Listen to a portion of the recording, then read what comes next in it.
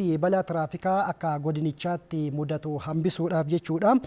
Balaa tiraafikaa hir'isuudhaaf akkasuma riifoormii geejjibaas akka galma ga'uuf jechuudha. Hojiileen gurguddoon hojjetamaa jiru.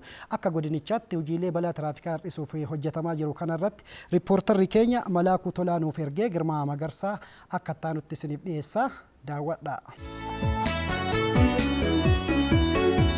Gahee geejjibni guddina dinagdee hawaasummaa biyya tokkoo keessatti qabu olaanaadha. Tajaajilli geejjibaa akka jiraatuuf ammoo daandiin sadarkaa isaa eeggate tolfamuu qaba. Daandii tolfame irras sochiin geejjibaa of eeggannoon yoo hojiirra ooluu baate miidhaan lubbuuf qabeenya irra ga'u salphaa miti. Godinaalee Oromiyaa sochiin tiraafikaa itti heddummatu keessaa godina Shawaa Kaabaatti magaalaan Fiichee fi aanaa Waacaalee isaan tokko.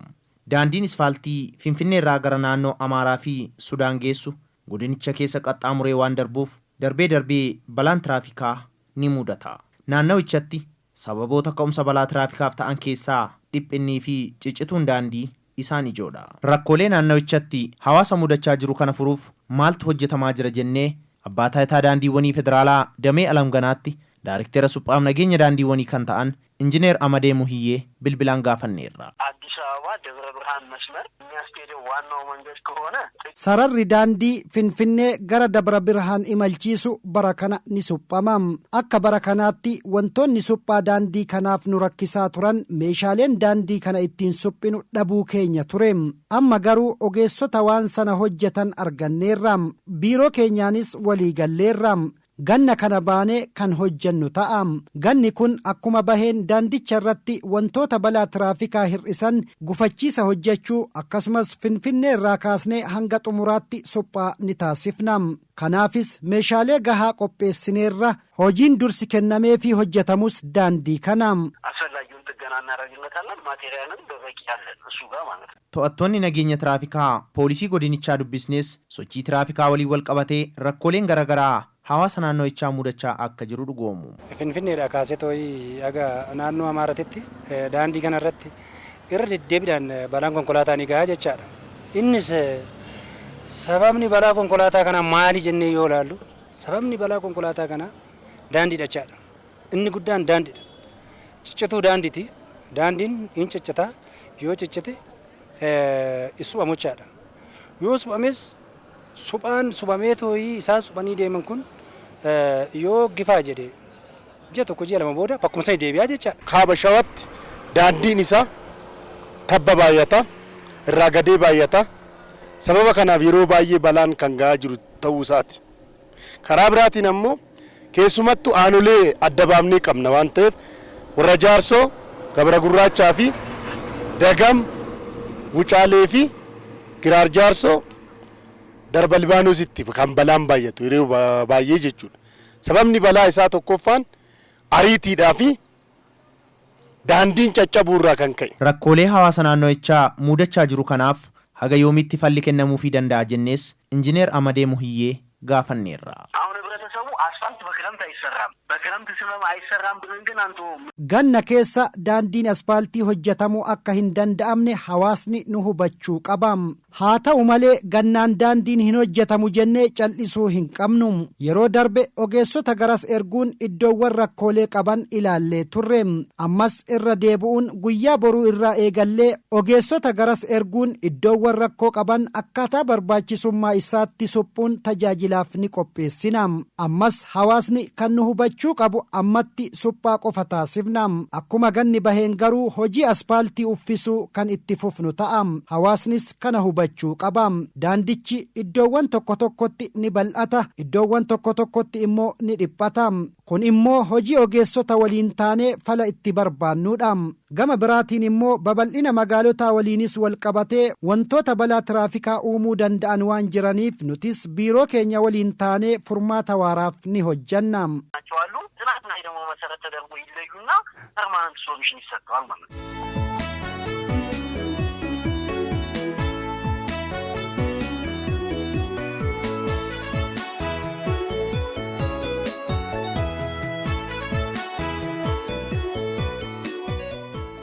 Kana malees baajaajiiwwan Dogdoqqee fi gaariin fardaas yeroo hedduu daandii isfaaltii irra fayyadamu.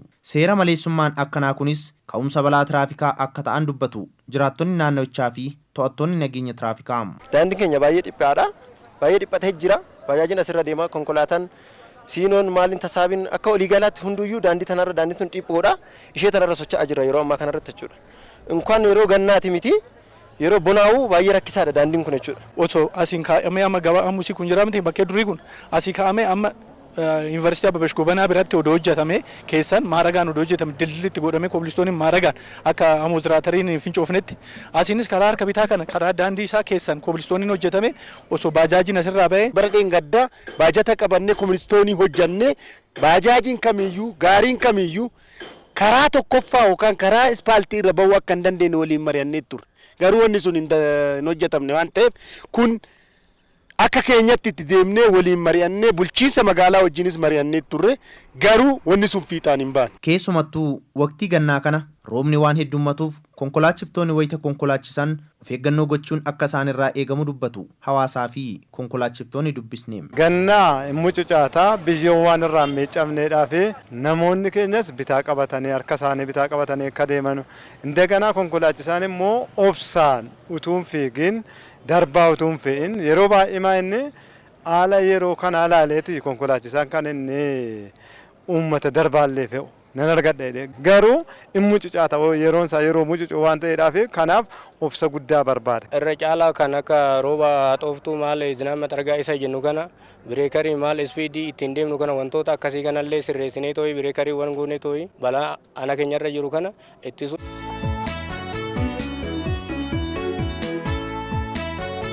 Tajaajila geejjibaa ammayyaawaa fi balaarraa bilisa ta'e mirkaneessuu keessatti riiformiin geejjibaa iddoo olaanaa qaba. Abbaan taayitaa geejjibaa Oromiyaa hojiirra oolmaa riiformii geejjibaa baasuun hojiitti erga galee oolee bubbuleera. Haa ta'u malee yeroo ammaa kana alseerummaan buufata konkolaataa keessatti raawwatamuu fi taarifaa wal qabatees rakkooleen garaagaraa imaltoota mudataa akka jiru dubbatu jiraattonnii fi to'attoonni nageenya tiraafikaa kunneen. Ammas Finfinnee 220 gaafiinis 250 kafalama. Akkuma arganitti jechuudha. Kanaafuu rakkisaadha. Kanaafuu uummataafis warra konkolaachisaafis giddu galeessa osoo ta'e bareedaadha ta'ee yaada. Humnaa ol taarifaa dabalanii gazzaballee gaafachuun hin jira. Namoota illee tirfii fe'uutu jira.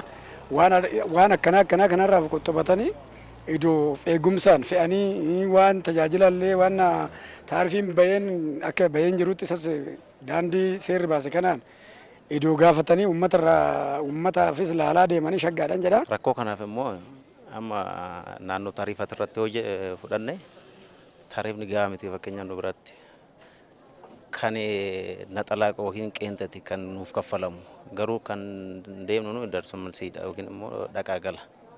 Hingeessina achii duwwaa dhufna waa'een asii immoo gaafa achi finna asii duwwaa dhaqnee finna.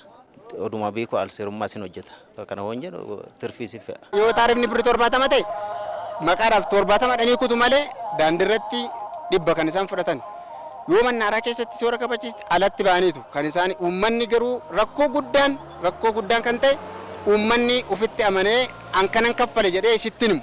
Yoo gaafattu yeroo uummata gaafattu birrii kaffaltaniitu taarifa yaabbattani jedheetu dubbata malee taarifa dhugaadhaa fi dhugaaf jiru sittin himu uummanni. Buufata konkolaataa irratti rakkoo hammaatatu jira. Abbaan taayitaa geejjibaa waajjirichuu abbaan qabu jechuu hin dandeessa. Maaliif achitti wanni hojjetamaa jiru taarifni seerri jedhu alseerummaa kan babadhisaa jiru abbaa taayitaa geejjibaa jechuun hin danda'amu.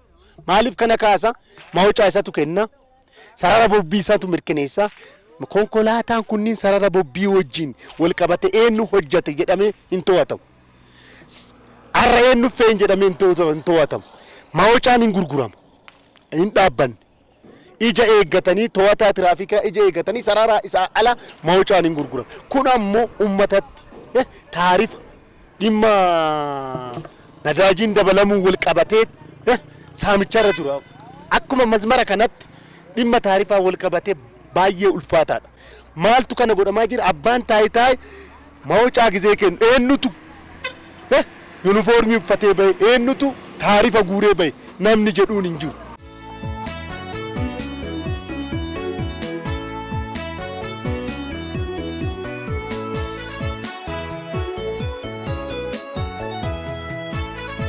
akka godina Shawaa Kaabaatti riifoormii geejjibaa hojiirra oolchuu fi balaa tiraafikaa xiqqeessuuf hojiileen hojjetamaa jiran maal fakkaatu jennee waajjira abbaa taayitaa geejjibaa godinichaatti dursaa garee nageenyaa fi to'annoo daandii tiraafikaa obbo Geetuu Garasuu fi daariktera ittaanaa waajjira poolisii aanaa Waacaalee saajin ittaanaa Dajanee Dassitaa gaafanneerra. Taarifni dabalamu wajjin wal qabate taarifaa fi boba'aan dhiyeessiidhaan bal'inaan waan hin jirreef sababa kana dhiyeeffachuudhaan konkolaattonni tokko tokko boba'aan qabnu jechuudhaan baduu kanatu jira.